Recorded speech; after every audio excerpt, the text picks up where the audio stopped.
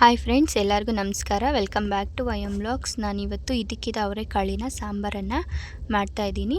ಬನ್ನಿ ಹೇಗೆ ಮಾಡೋದು ಅಂತ ನೋಡೋಣ. ಮೊದಲಿಗೆ ಸ್ಟವ್ ಮೇಲೆ ಬಾಣಲಿ ಇಟ್ಕೊಂಡು ಅದಕ್ಕೆ 1 ಸ್ಪೂನು ಎಣ್ಣೆನ ಹಾಕ್ಕೊಳ್ತಿದ್ದೀನಿ.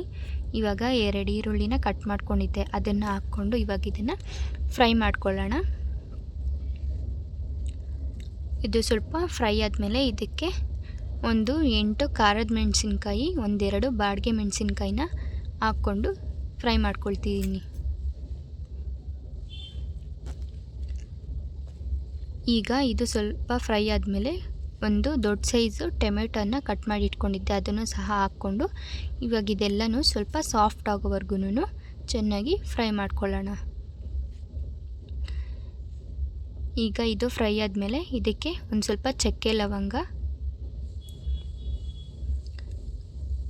ಒಂದು ಸ್ವಲ್ಪ ಗಸಗಸೆ ಹಾಕ್ಕೊಂಡು ಮಿಕ್ಸ್ ಮಾಡ್ಕೊಳ್ತಿದ್ದೀನಿ. ಈಗ ಸ್ಟವ್ ಆಫ್ ಮಾಡಿ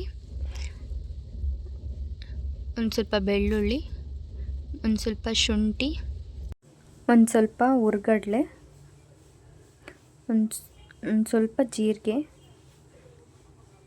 ಕೊತ್ತಂಬರಿನ ಹಾಕಿ ಇವಾಗ ಇದನ್ನು ರೆಡಿ ಮಾಡ್ಕೊಂಡಿದ್ದೀವಿ. ಈಗ ಒಂದು ಮಿಕ್ಸಿ ಜಾರ್ಗೆ ಒಂದು ಸ್ವಲ್ಪ ಕೊಬ್ಬರಿಯನ್ನು ಹಾಕಿ ಅದನ್ನು ಪುಡಿ ಮಾಡ್ಕೊಳ್ತಾ ಇದ್ದೀನಿ. ಈಗ ನಾವು ಹುರಿದಿಟ್ಕೊಂಡಿರೋಂತಹ ಟೊಮೆಟೊ ಮತ್ತು ಈರುಳ್ಳಿನ ಇದು ಮಿಕ್ಸಿ ಜಾರ್ಗೆ ಹಾಕಿ ಇದನ್ನು ರುಬ್ಕೊಂಡಿದ್ದೀನಿ. ಇವಾಗ ಇದಕ್ಕೆ 1-2.5 ಸ್ಪೂನಷ್ಟು ಧನಿಯಾ ಪೌಡರನ್ನು ಸೇರಿಸ್ಕೊಳ್ತಾ ಇದ್ದೀನಿ.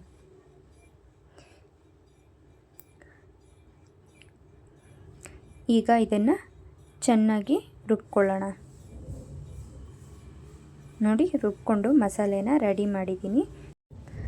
ಇವಾಗ ಸ್ಟವ್ ಮೇಲೆ ಕುಕ್ಕರ್ ಇಟ್ಟು ಅದಕ್ಕೆ 1-2 ಸ್ಪೂನ್ ಎಣ್ಣೆಯನ್ನು ಹಾಕ್ಕೊಳ್ತಿದ್ದೀನಿ. ಅದು ಬಿಸಿ ಆದಮೇಲೆ ಒಂದು ಸ್ವಲ್ಪ ಸಾಸಿವೆ, ಒಂದು ಅರ್ಧ ಈರುಳ್ಳಿ, ಒಂದು ಸ್ವಲ್ಪ ಕರಿಬೇವನ್ನು ಒಗ್ಗರಣೆಗೆ ಹಾಕ್ಕೊಳ್ತಿದ್ದೀನಿ.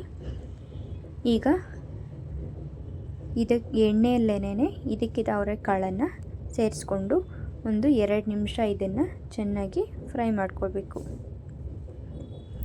ಎಣ್ಣೆಯಲ್ಲೇ ಫ್ರೈ ಮಾಡೋದ್ರಿಂದ ಇದು ಟೇಸ್ಟ್ ಚೆನ್ನಾಗಿರುತ್ತೆ.